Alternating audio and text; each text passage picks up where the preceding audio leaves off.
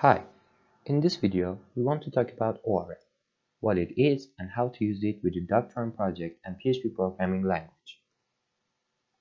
This presentation is associated with the Advanced Database Systems course by Dr. Syed Najafi at the Kharazmi University of Tehran at the Department of Computer Engineering. Me and my colleagues Parsa Sabar and Ali Gohari have prepared this presentation for you. What is ORM? Object Relational Mapping, also known as ORM, is a programming technique for converting data between incompatible type systems using object-oriented programming languages.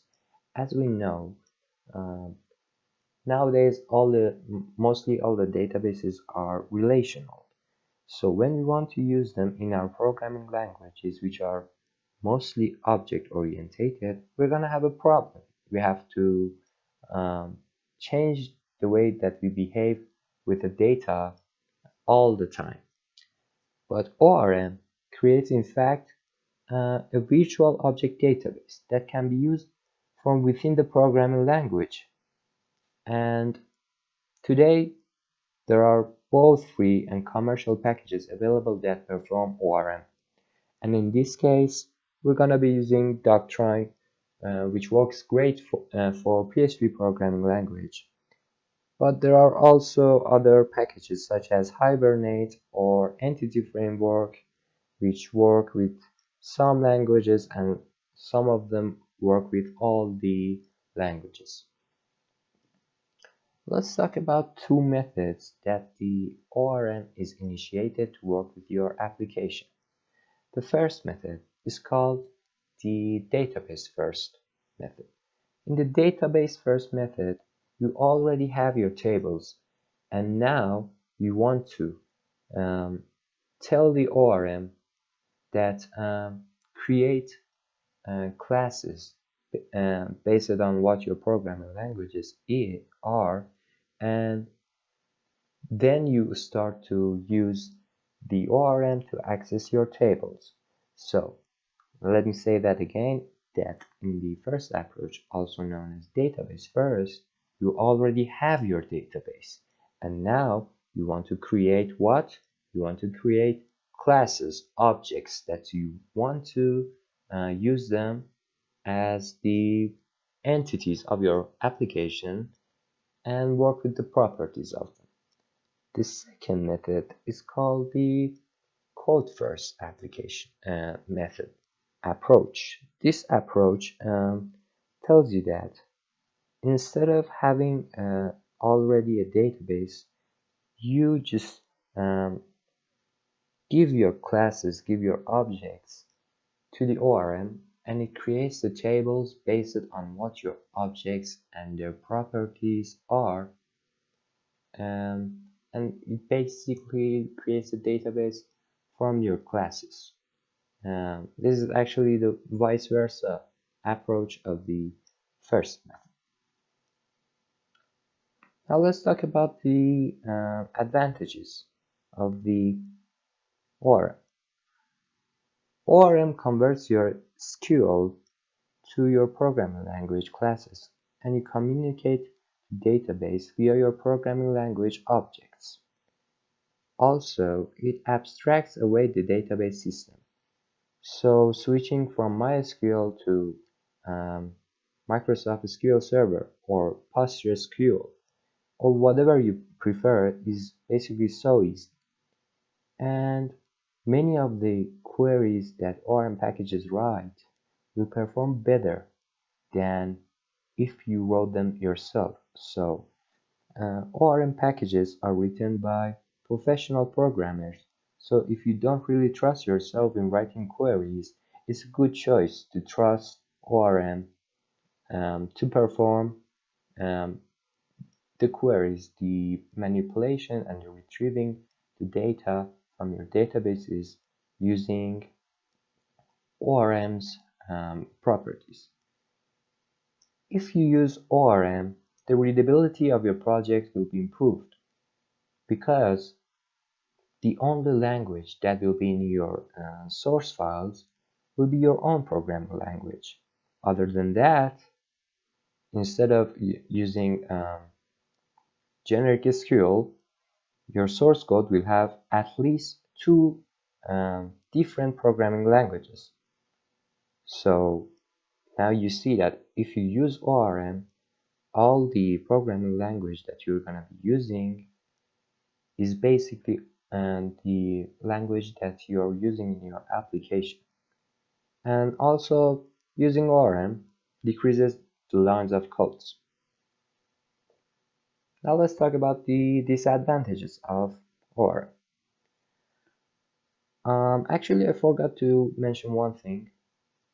In the one of the other advantages of ORM is that it automatically avoids SQL injection attacks, which I'm gonna be showing you in the tutorial part. The disadvantages of ORM is that using SQL queries, generic SQL has more flexibility and scalability. I think it's natural that when you're getting the higher levels of your system, your access to the lower levels will be limited. You can't access the details of your system if you're standing at the higher levels of your system. So if you don't want to use SQL and you want to use ORM, which acts as a object-oriented behavior, you will lose the flexibility and scalability. The other disadvantage is that developers lose understanding of what the code is actually doing behind the curtains.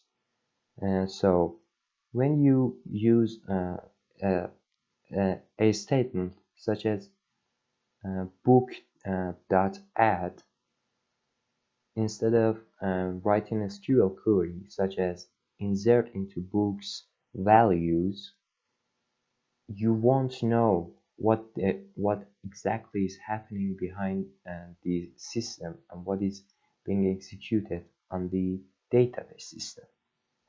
The other disadvantage is that you have to spend a lot of time learning how to use ORM, and this can have an initial impact on the development.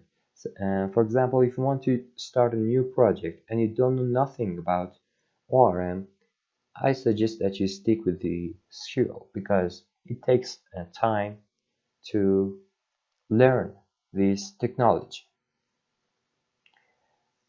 Now let's get into a tutorial about Doctrine and how to work with it using PHP programming language.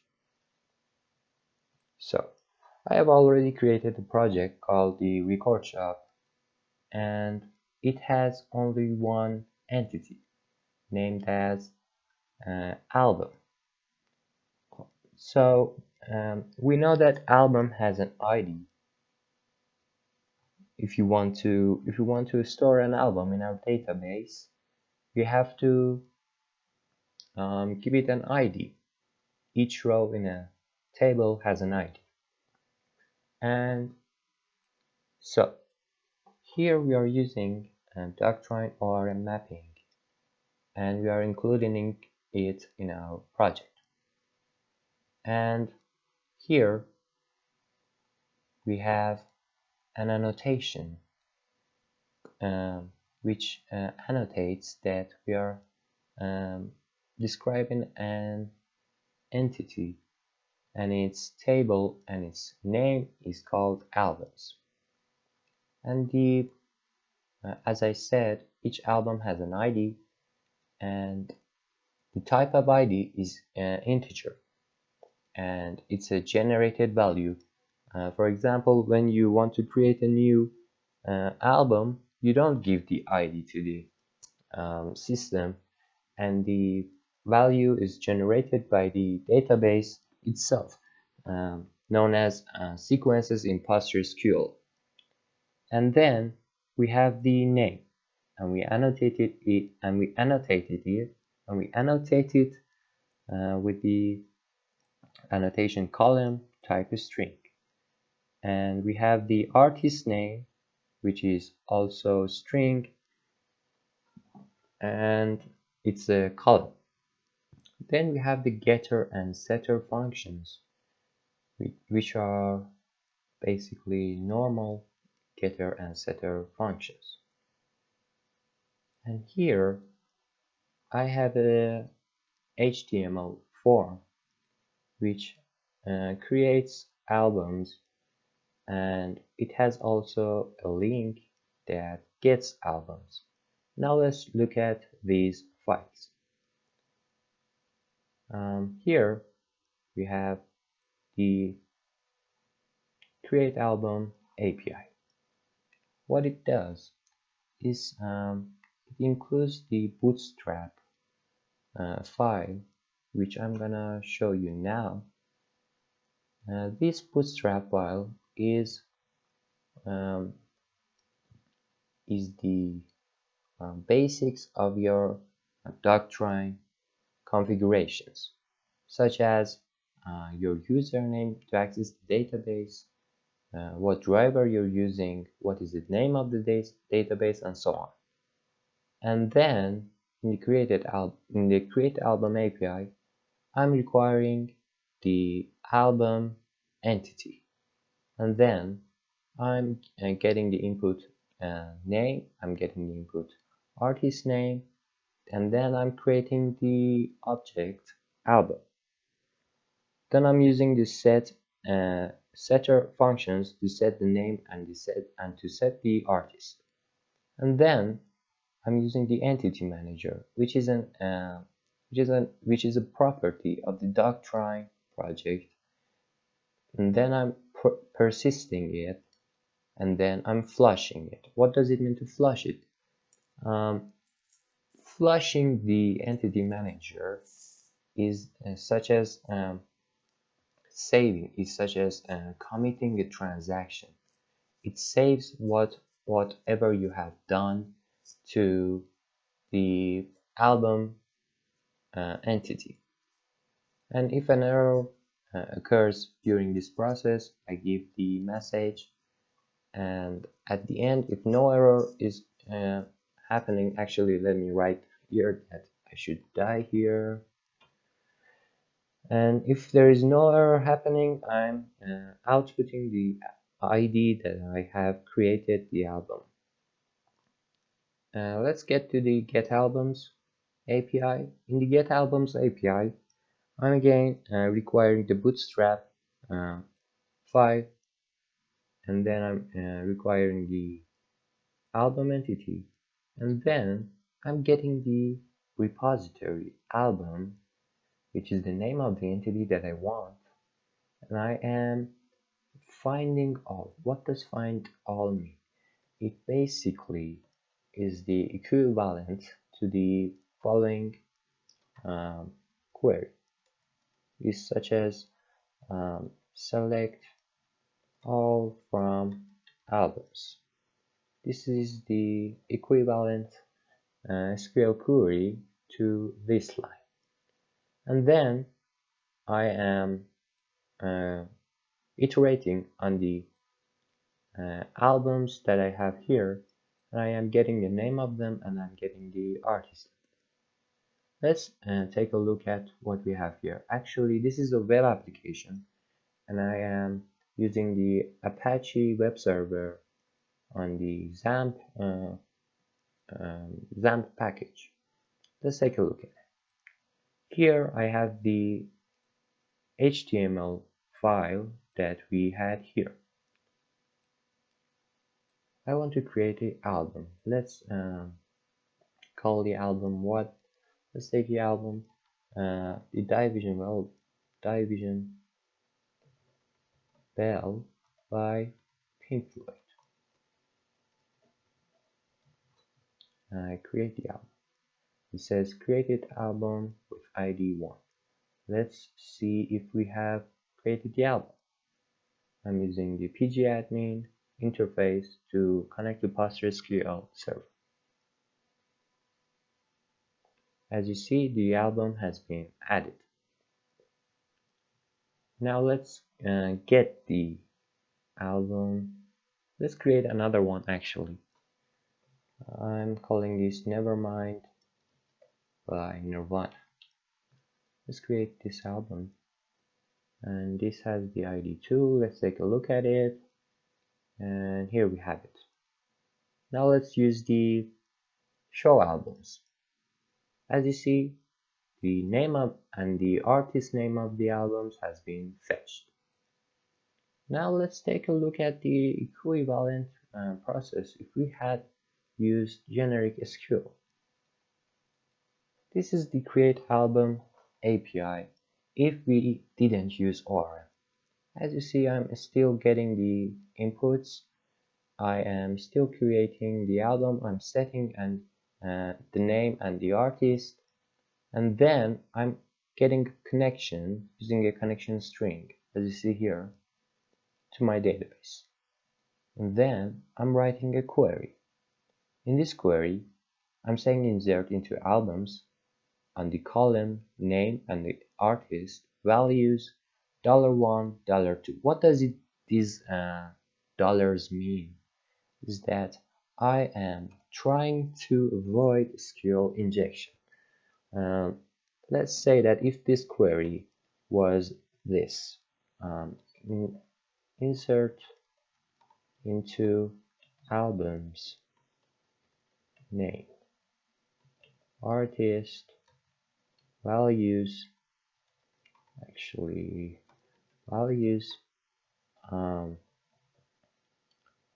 let's say if this was the value, if the user had given me this input, drop database record shop, if this was the output, let me just cut it out.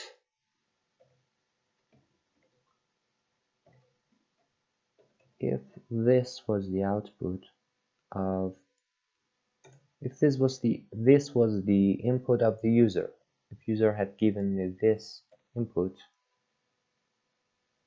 they give this a single quote and then drop database record shop. If this was the exact input from the user and we paste it here, as you see, this input was ignored, and then my database would be dropped. As easy as that. This is called a SQL injection. This is a SQL injection attack, and I have to prepare my execution to deal with this whole input just like an input. Just treat it as an input. Don't execute this part. Okay? So if I wanted to prepare my query, I would have to this annotation, which is the PHP annotation for the PostgreSQL database. And then I'm returning the ID of the created album to the server. Here, to match the parameters that I declared here, I make a PHP array and with the album get name, album get artist from this object. And then I am executing my query with the connection that I made here, with the query that I made here, and the parameters that I declared here. If the result was false, I output the error, and then after that I fetch a row, which is the ID here, and I store it in this variable, and then I output it. And if I wanted to show you how the get albums API using the SQL approach is what is like, is that I am again requiring the album entity and then I'm getting a connection, and then I am selecting the name and the artist column from the albums table. And then I am executing my query, and then again, if it was false, I output the error, and while I have found a row on the result here, I echo the first thing that I selected here, which is the name, and the second thing that I selected, which is the artist. I can show you guys this part again. Let's just check. Let's just change the ORM directory to SQL directory here to point at the APIs here over here, and I just reload this page. Let's check the source to see if we have the addresses right, and as you see, these are SQL. I again creating another album called the In Utero by Nirvana. Again, create the album, and it says created album with ID 3. I show the albums, and as you see, the In Utero album has been added. Okay, that's it. Thank you for watching. Actually, let me just explain a little bit about how to install Doctrine. You can use Doctrine here. Actually, it was Doctrine. It has a cool code base. They explain everything. Everything is here.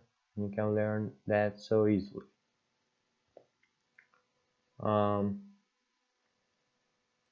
Yeah.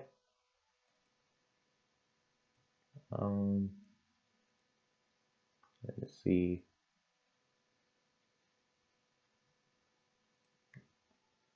This is their webpage, and it has